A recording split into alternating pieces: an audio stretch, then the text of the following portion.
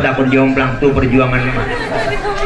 Detik-detik mau melahirkan, Bu, luar biasa. Perut sakit, mules, penyakit 1000 jadi 1. Ya Allah, dicari suaminya. Aduh Bang, ya Allah Bang. Lakinya nyamperin dikit banget, ngomongnya sabar aja Neng, emang udah bagian lu segitu doang. Bener Bang? Tapi yang ngerasain sakit mules dibawa ke bidan, diperiksa emak kita. Pembukaan 1, pembukaan 2, pembukaan 3, sampai pembukaan 9 kata buka-buka. Itu pembukaan 3 aja, Masya Allah, pembukaan 3 aja Bang, pinggang belakang rasanya pegel panas. Katanya Bu, masa saya gunting?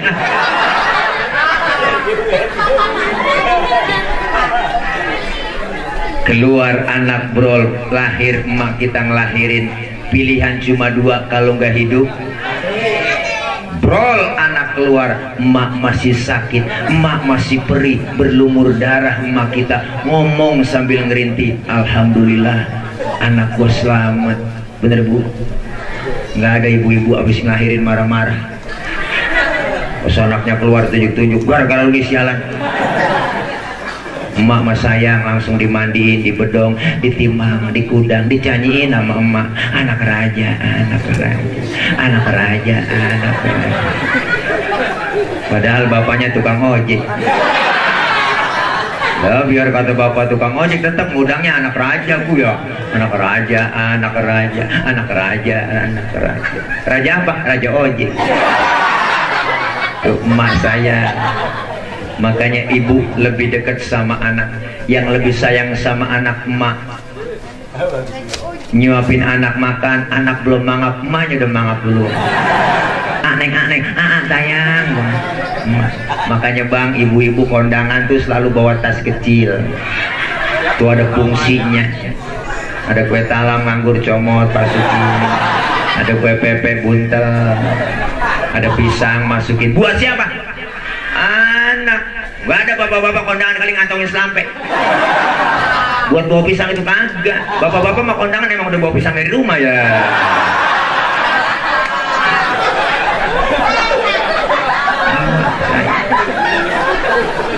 Maka jangan sampai kita durhaka sama kedua orang tua kita, ya, apalagi yang namanya ibu. 1 orang ibu bisa merawat 10 orang anak. Tapi 10 orang anak Bu belum tentu bisa merawat 1 orang mak. Benar? Tuh hebatnya mak. 1 orang ibu bisa merawat 10 orang anak, tapi 10 orang anak belum tentu bisa merawat 1 orang ibu. Maka ibu berapa banyak orang besar di tangan emaknya. Rasulullah lahir ke muka bumi gak kenal muka bapak, diurus sama emaknya. Emaknya tuh yang ngurus, jadi manusia besar.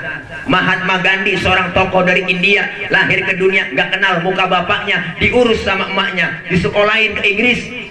Apa kata emaknya? Hai Gandhi, sekolah yang benar di Inggris, jangan tergoda dengan bule-bule di Inggris, pertahankan budaya Indiamu wahai Mahatma Gandhi. Mahatma Gandhi besar di tangan emaknya, jadi manusia besar. Makanya yang rata-rata mati duluan bapak-bapak. Ya Bu, kalau bapak mati duluan, anak masih banyak, rapih diurusin emaknya. Kalau emak mati duluan, anak masih banyak, berantakan tuh bocah. Kawin lagi. Ya Allah. Nih, ayo. Sebagai anak kita minta ridho sama orang tua agar ibadah Ramadan kita diterima semua oleh Allah. Itu yang pertama. Yang kedua, Jibril berdoa. Apa doa Jibril? Ya Allah ya Rob, jangan Engkau terima ibadahnya, puasanya, tarawihnya, tadarusnya seorang istri yang durhaka kepada suaminya. Rasulullah ngomong amin. Yang belaga-belaga budak Bu. Selesai Ramadan, datang hari raya Idul Fitri, apa sebagai istri datang sama suami minta ridho, cium tangannya, sreset, blok-blok. Habis cium tangan, cipika-cipiki suami, minta ridhonya. Habis nyium pipi kanan, pipi kiri suami, pahalanya luar biasa, sama seperti kita mencium Hajar Aswad. Itu Hajar Aswad adalah batu yang dari surga. yang adanya di kota Makkah, di Masjidil Haram, di samping Ka'bah pojokannya batu Hajar Aswad. Hajar artinya batu, Aswad artinya hitam. Pas suami kita pulang, ya Allah, batu hitam sampai. Langsung aja Bu, endus aja, endus. Ini kadang-kadang sama suami berani banget. Kalau ngomong asal jeplak aja depan laki. Mesti bang kalau dicerain sama lu kagak rugi. Lama-lama berumah tangga lu belum pernah ngerasain senang gajian 100.000 nyukupin kemana, belum belajar di dapur, belum punya jajan. Emang dasar laki goblok lu bang. Orang mah kerja di pabrik nyolong-nyolong apaan kek? Ya. Ada di sini minum kita ada. Ya Allah. Mau berangkat ngaji, laki diperintah. Yaudah bang, gua ngaji dulu ya. Ntar kalau hujan jemuran gua angkatin noh. Laki diperintah. Bangunin tidur laki salah. Bangun bang, lu lihat noh udah jam berapa? Laki lagi tidur suruh lihat jam. Nah, dia aja yang melek lihat jam. Salah-salah aja itu. Sama seorang suami pun minta maaf sama istri, bener bu? Kadang-kadang kan suami nuntut tuang, bang, neng lu dandan yang bener apa? Rapin muka lu yang cakep pakai bedak, biar supaya laki betah di rumah. Istri suruh dandan yang rapi, tapi laki nggak mau modalin. Bener kok? Ajak dong bang, bini kita ke mall. Iya ke mall aja, masa dasar bersomplak masih dipakai. Malu sebagai laki-laki dong. Ajak bini kita ke mall, bin BH yang pakai remote. Ada sekarang. Oh, zaman modern. Enak kalau mau ada remote-nya, tinggal mencet, buka plug. Lu diam-diam bocah kagak paham lu, ha? Ini urusan baba lu menyala.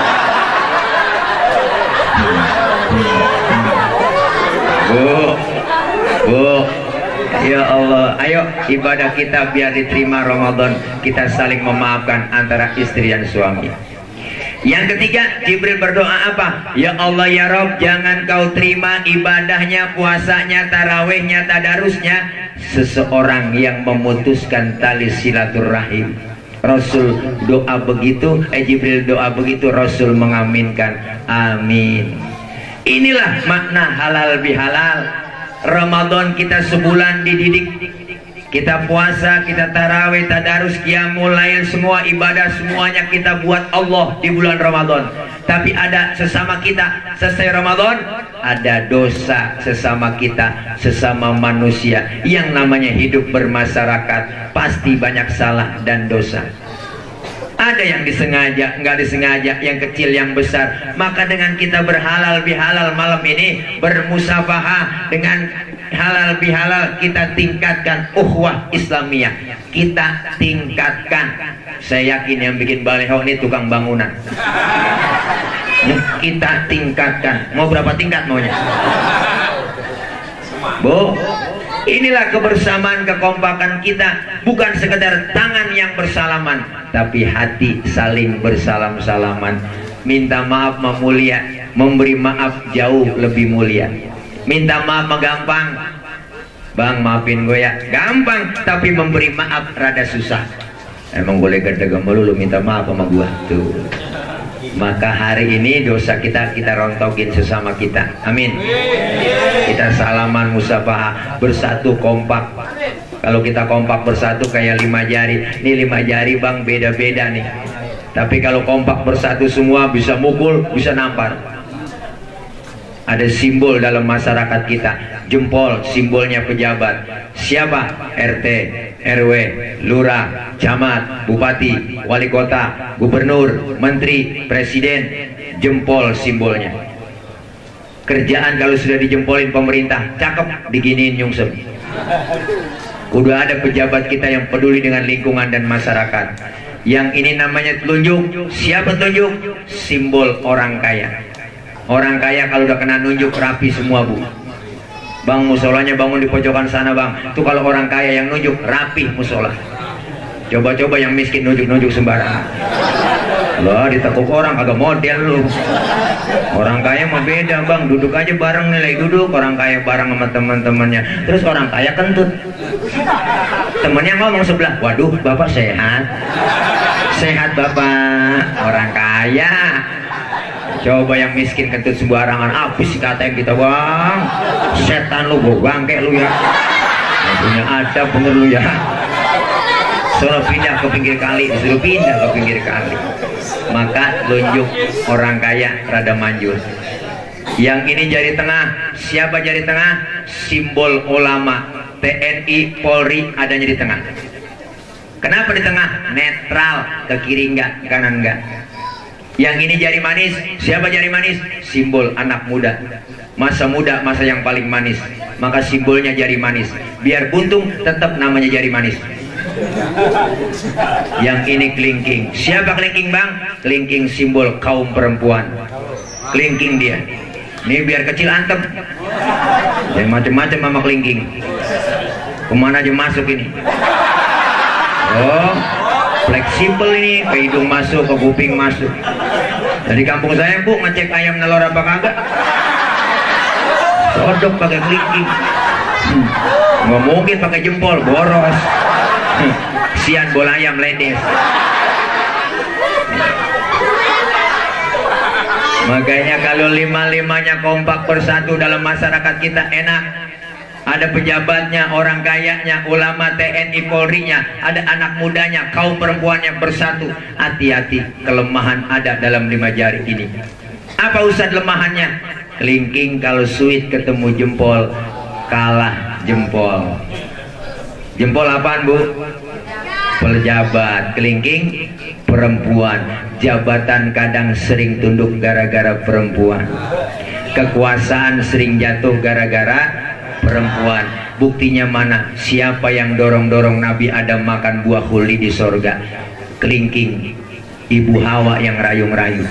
Kata Ibu Hawa, ayo dong ayang beb, buah khuldi yang mam dong, mam tayang tuapin.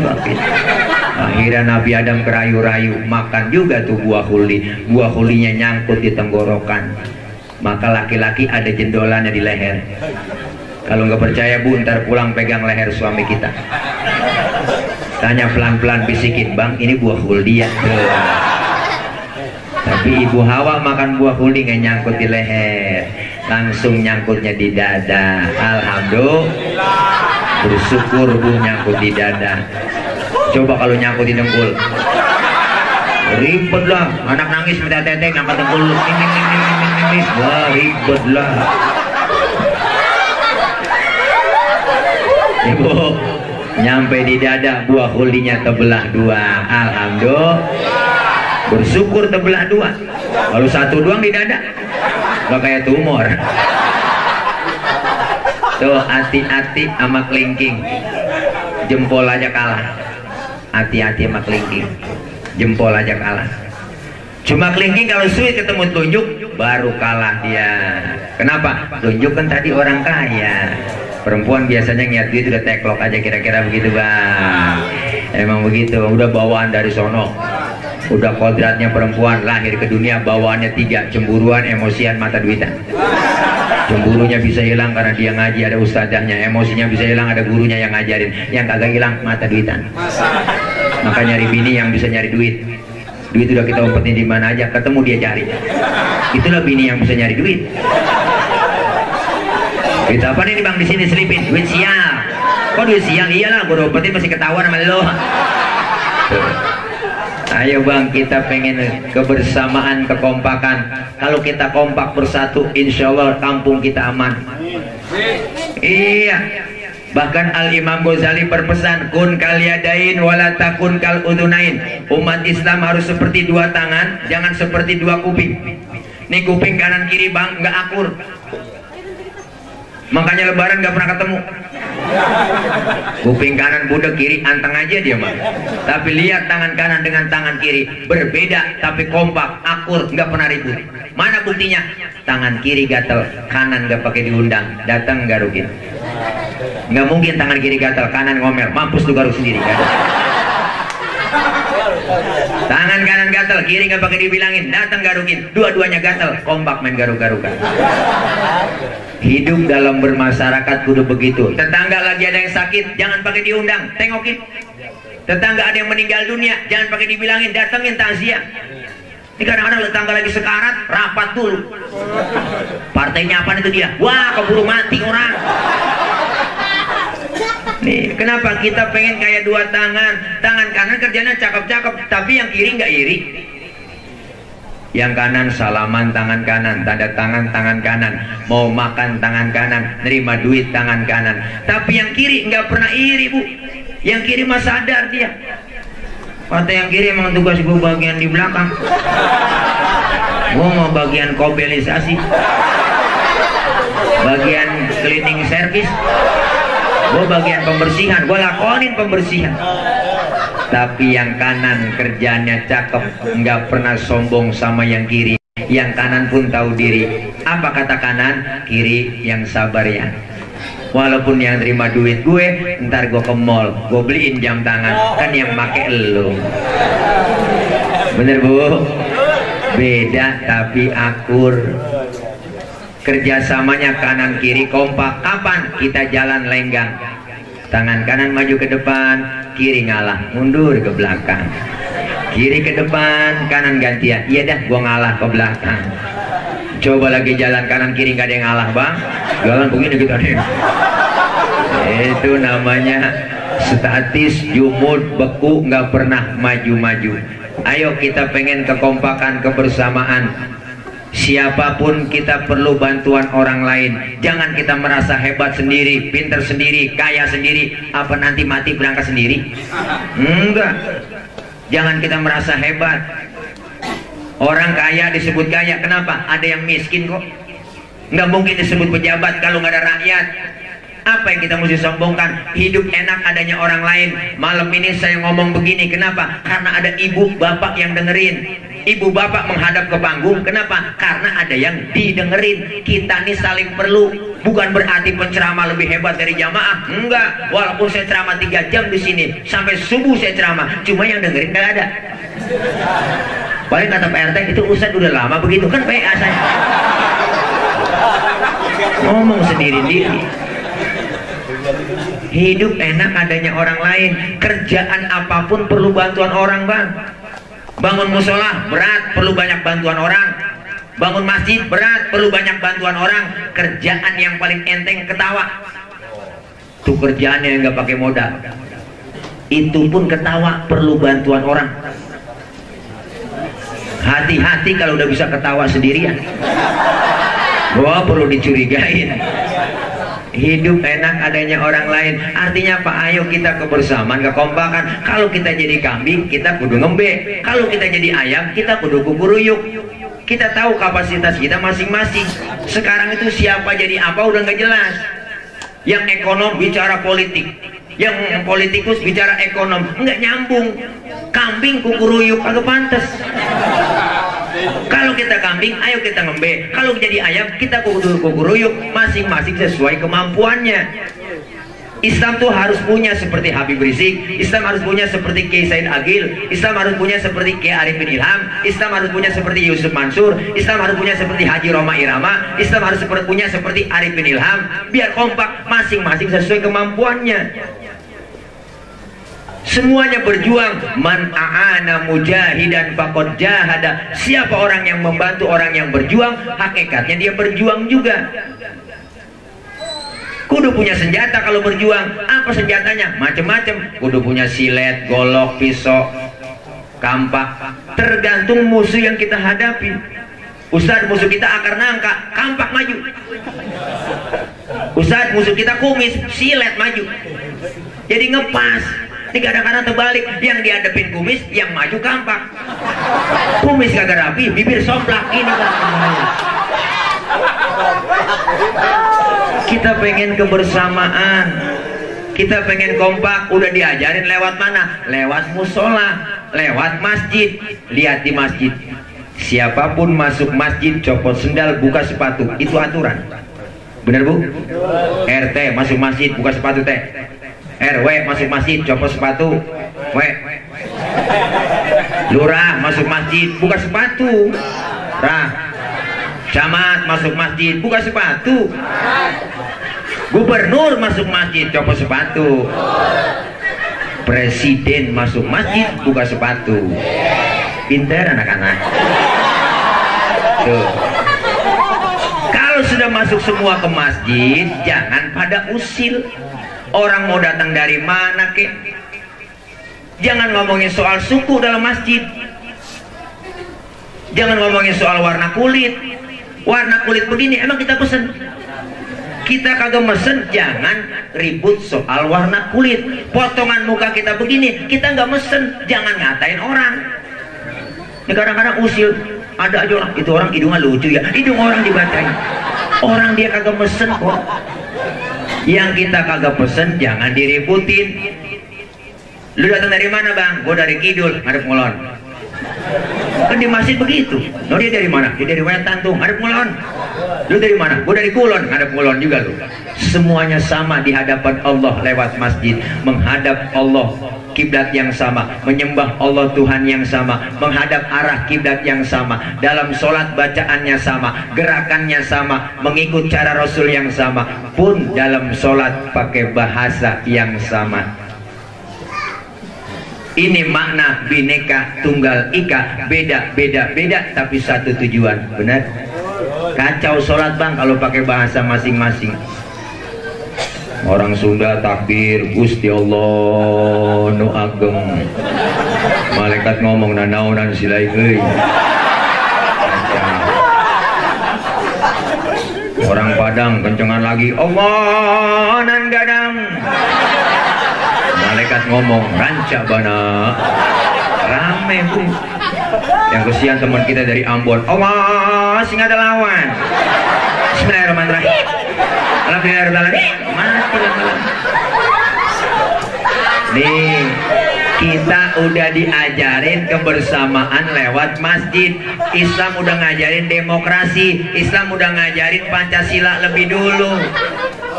Maka kita berbeda-beda tapi satu tujuan. Jangan bicara soal warna kulit, jangan ngomongin suku. Cinta suku boleh, fanatik suku yang nggak boleh. Cinta suku nggak boleh, tapi fanatik suku nggak boleh. Jangan pakai ngomong, saya nggak mau dengerin ceramah. Emang kenapa? Yang ceramah bukan orang Sunda. Emang Nabi Muhammad orang Ciamis?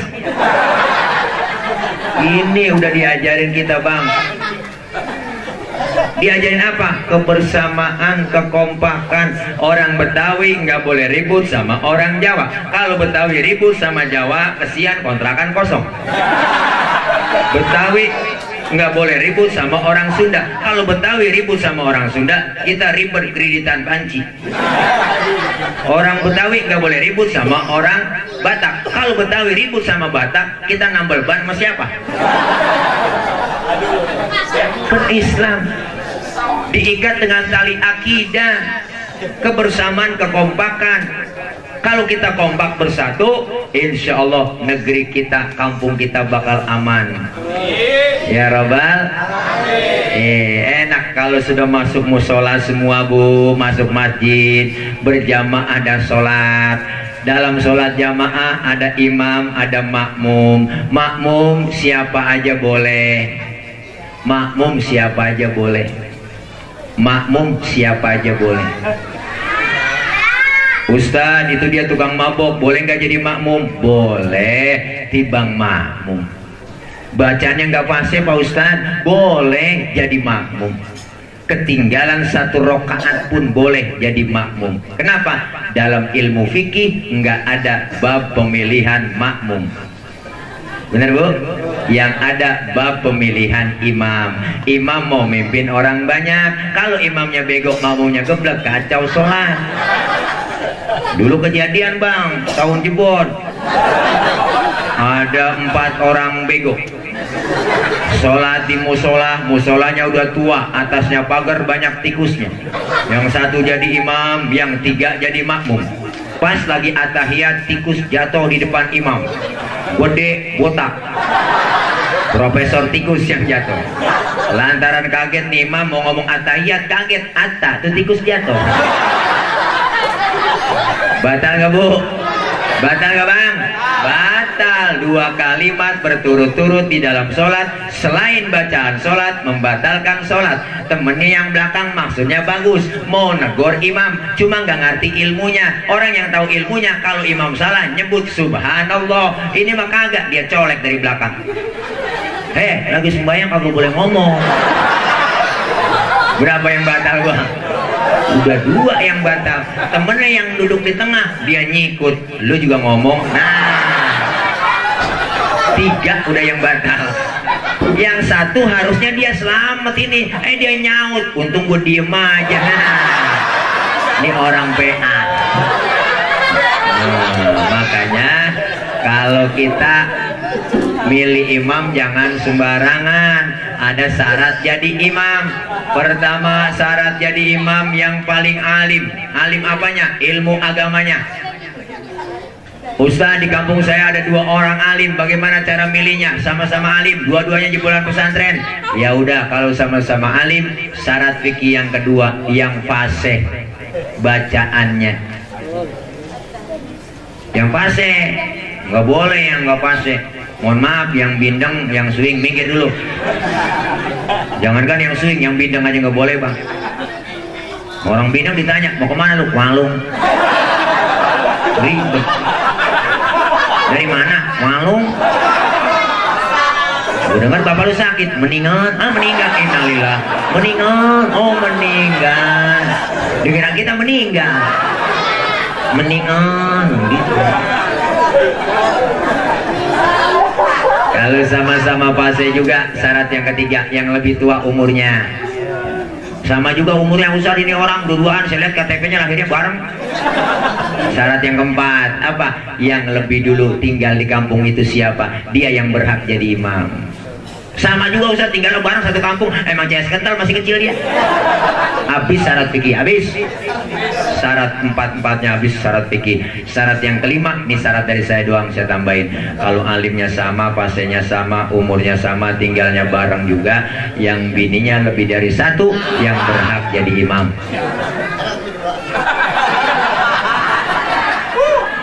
Ini syarat dari saya doang kok. Kan kalau bininya 2 dia ada sabaran, yang sabar yang dicari. Malam ini pulang nggak dikasih ke sono juga nggak dikasih juga. Akhirnya tidur di masjid. Mana tidur di kolong bedung ya. Makanya mudah-mudahan dengan kita kumpul bang malam ini, kita semua masyarakat yang majemuk, dari suku apapun kita dilahirkan, kita diikat dengan tali akidah. Agar apa? Kebersamaan, kekompakan. Selesai Idul Fitri, ayo datang bulan Syawal, semakin meningkat ibadah kita kepada Allah. Yang belum doyan ngaji, habis lebaran ngajinya doyan. Amin. Ngaji bu, udah jangan pakai mikir-mikir yang lain. Orang-orang udah tua, udah nenek-nenek diajak ngaji, alasannya banyak banget. Nek ngaji nek, malu membantu. Berapa gue lagi men? Dah, nenek men amit-amit. Nenek ngapain lagi, udah ngaji aja udah tua. Mau ngapain, udah tasbih pegang banyakin nek. Mau mejeng di jalan sampai godain. Jangan kan anak muda, setan aja ogah godain. Ngaji udah. Nggak ada batasan waktunya kita ngaji, dari di bedong sampai di bedong lagi. Orang ngaji datang ke majelis taklim, dosanya diangkat. Amin. Yang kedua, pahalanya gede kalau kita ngaji ke pengajian. Mau bisa kayak kagak kayak datang aja. Guru kita ikutin, guru bawa kitab, ngikut bawa kitab. Guru ke bed, kita ke bed. Guru tutup. Temenan nanya, halaman berapa ini? Boleh ke bed doang. Datang aja. Dicatat pahalanya sama seperti sholat sunnah 1000 rakaat. Pernah sembahyang 1000 rakaat bang?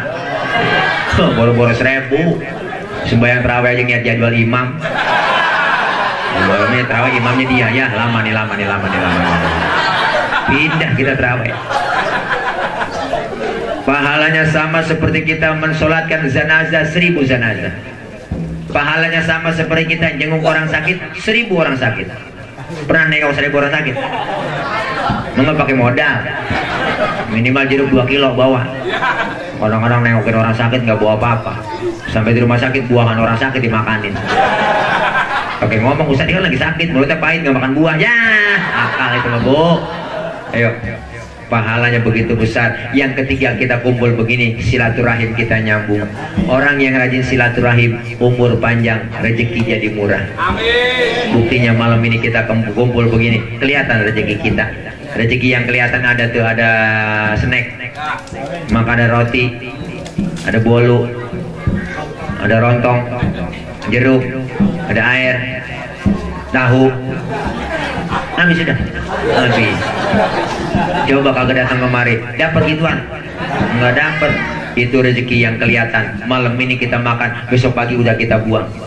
Kita masuk ke kamar, kita nongkrong. Apa kita yang ucapkan? Kurelakan di kau pergi. Boro-boro ditengok baru jatuh langsung kita siram. Untung yang kelihatan segitu doang bang, tapi ada untung yang gak kelihatan. Beruntung malam ini kita kumpul, dosa-dosa kita dihapus oleh Allah, pahala begitu besar. Kita keluar Ramadan saling minta maaf, kayauma waladathu ummuhu, seperti bayi yang baru dilahirkan sang ibunya, suci bersih tanpa dosa dan noda. Kayak bayi baru lahir lagi bu, dosa kita nggak ada. Makanya bayi gak ada dosanya. Dicium kapan aja enak, siang, malam, sore, tengah hari enak itu bayi. Mulutnya kita cium masih wangi, baik. Tapi tengah hari nyium nenek aki-aki lah, pahit rasanya po. Makanya bayi baru lahir, dosanya nggak ada, rezekinya lancar. Ada tetangga datang nengokin itu bayi, ada yang bawain baby set, ada yang bawain bedak Kasen, bedak Johnson, ada yang bawain adu kecil, ada yang bawain ayunan, ada yang bawain rengginang. Padahal itu bayi belum ada giginya. Rengginang dimakan sama siapa? Sama emaknya. Kenapa emak bisa makan rengginang? Karena keberkahan bayi yang belum punya dosa gigi, dosa gigi, dosa. Aduh, udah oleng lapar ya po. Iya. Jangan pada oleng bapak-bapak, diem aja bengong bapak-bapak. Ya. Lagi kepikiran ini Belgia apa Inggris, Belgia apa Inggris gitu. Aduh, jangan lupa besok kita nonton final Piala Dunia. Kroasia melawan Prancis. Mudah-mudahan Kroasia menang. Amin aja. Ayo sama-sama Pak, kebersamaan kekompakan kita hari ini kita buktiin. Selesai Ramadan, dosa-dosa kita diangkat oleh Allah, dosa-dosa kepada Allah dihapus, dosa sesama kita diampuni semuanya dengan kita berhalal bihalal. Amin ya robbal alamin. Salaman tangan, salaman hati. Bukan sekedar tangan yang salaman, hati kita saling bersalam-salaman. Mudah-mudahan